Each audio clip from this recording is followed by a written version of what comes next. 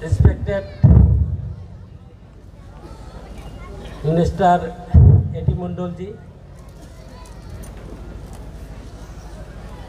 আমার প্রিয় ভাই বন্ধুগণ, এখানে বহুত ডিগনিটরিজ আছেন, নাম বর্ণনা করলে সম্বোধন জানাতে বহু সময় যাব, সময় নাই। আমি শর্ট দুই একটি কথা বলব।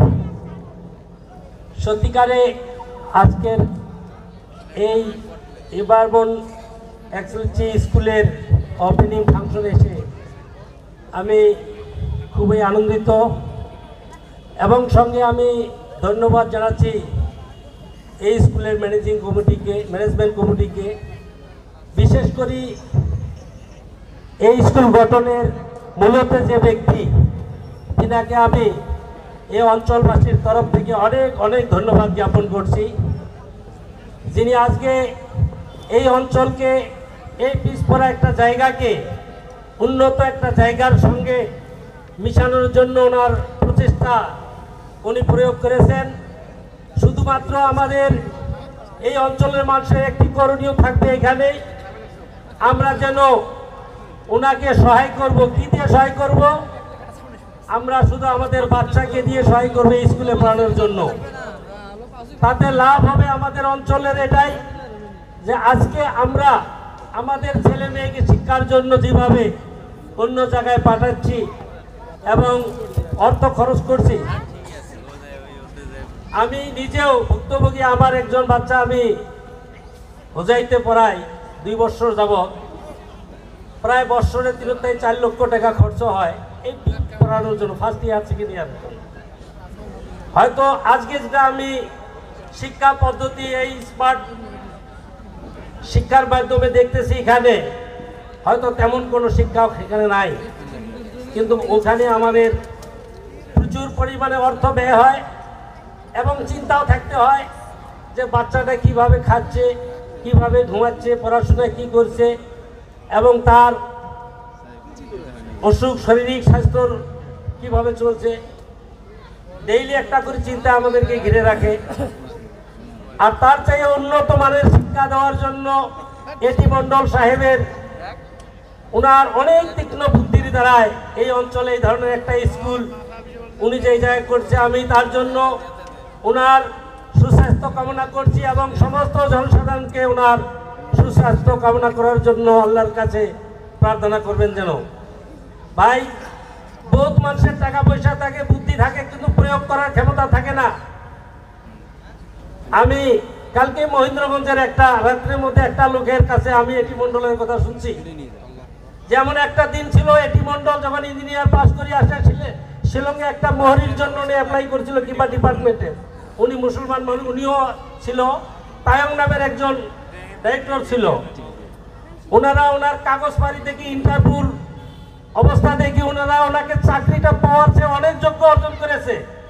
কিন্তু উনি বলছে ওই টাইমে যে ওই ডাইরেক্টর অনেক একজন গুয়াহাটির মানুষ ছিল, কি নাম, আমার নামটা ভুলে গেছি, 3 জনা বলছে যে এটি মন্ডল সাহেব, এই চাকরি আপনাকে দেওয়া তো আমাদের জন্য একেবারে দরকার, কিন্তু ওটা চাকরি আপনাকে দিতেছি না।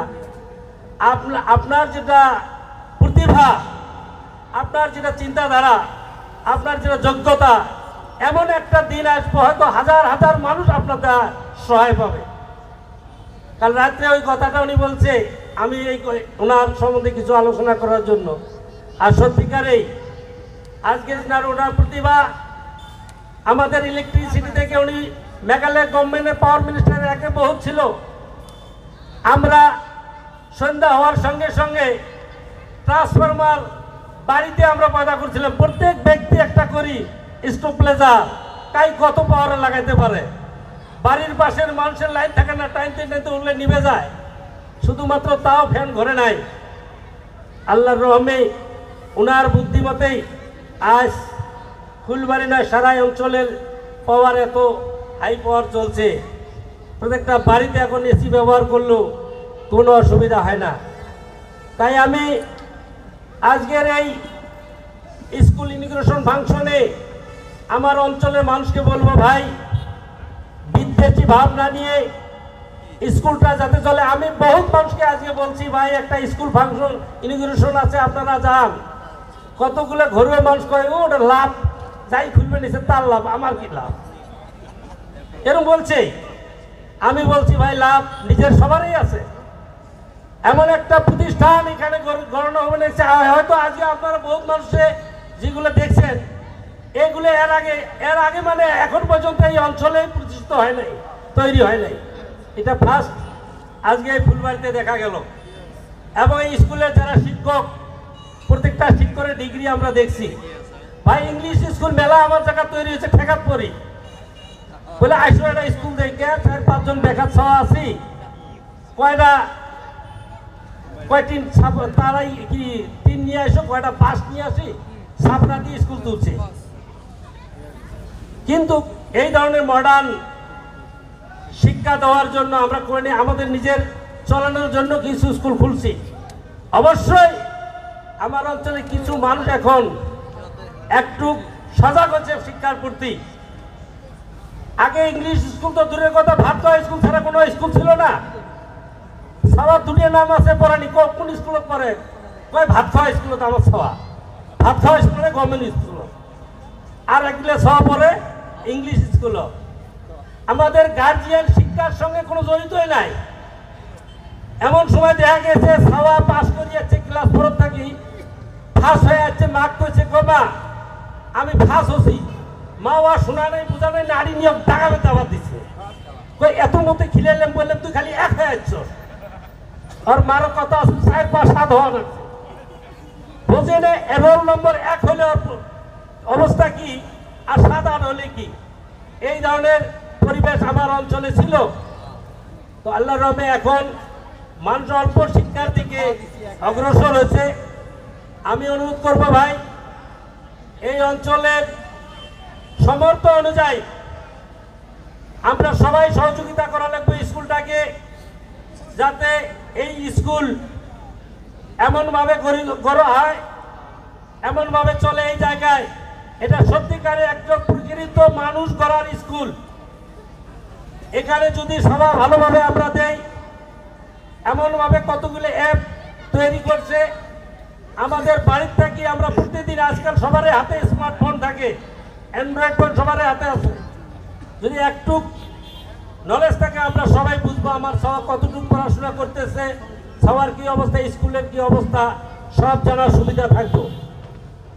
তো আমি সত্যিকারে খুবই আনন্দিত আজকের এই স্কুল ওপেনিং ফাংশনে। এই স্কুল ওপেনিং ফাংশন মানে এই অঞ্চলের ভবিষ্যৎ প্রজন্মকে প্রকৃত শিক্ষা দেওয়ার একটা রাস্তা আজ থেকে ওপেনিং হলো। আমরা সবাই সহযোগিতা করব। স্কুলটা আমাদের যদি ছেলে মেয়ে থাকে, যদি পড়ার মতো ছেলে আমাদের আছে, মেয়ে আমাদের আছে, আমরা সবাই দেব। আমি একটা কথাই আমাদের স্কুল ম্যানেজমেন্ট কমিটিকে, বিশেষ করে আমাদের এই অঞ্চলের সুনামধন্য নেতা যিনি আজ মেঘালয় রাজ্যের আমাদের ফুলবাড়ির নামকে জড়িত করেছেন, ওনাকে অনুরোধ করব পার্থপক্ষে যাতে মিডিল ক্লাসের মানুষ, হাজিরা করা মানুষের ছেলে মেয়েও এই স্কুলে শিক্ষা নিতে পারে, এমন কোনো ফ্যাসিলিটি যদি থাকে উনি দিতে যেন চেষ্টা করে, দেওয়ার জন্য চেষ্টা করে। কারণ এই স্কুল বহুত ইনভেস্টের বিনিময়ে হয়তো প্রতিষ্ঠিত হতে চলছে। যদি এই স্কুলটাকে রান ঠিক মতো করতে না পারে তাহলে আমাদের এই অঞ্চলে আমি মনে করে ক্ষতি হব। উনি বিভিন্ন দেশের শিক্ষাকে অনুসরণ করে আজকে নিজের জায়গাকে ওই জায়গার সঙ্গে একটা জোড়া দেওয়ার জন্য চেষ্টা করছে। আমরা দিল থেকে, মন থেকে সমস্ত এই অঞ্চলবাসী, সর্বজাতির মানুষ, বিভিন্ন কওমের মানুষ আমরা এখানে বসবাস করি।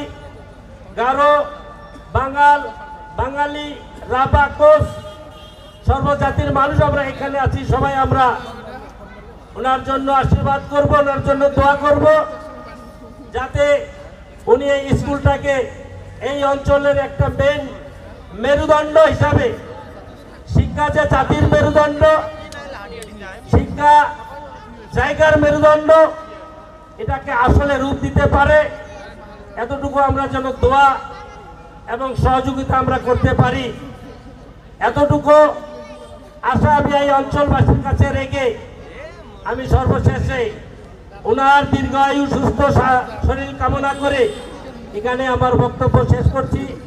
যদি ভুল ত্রুটি হয় আমাকে মার্জনা করবেন। জয় হিন্দ। ধন্যবাদ।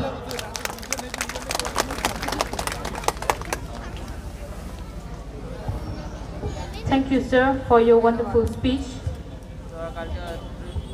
Now, may I request our guest of honor, Sir Arbiston A. Samma, the Deputy Chairman, MREDC, Government of Meghalaya, to kindly come on stage and give us an enlightening words.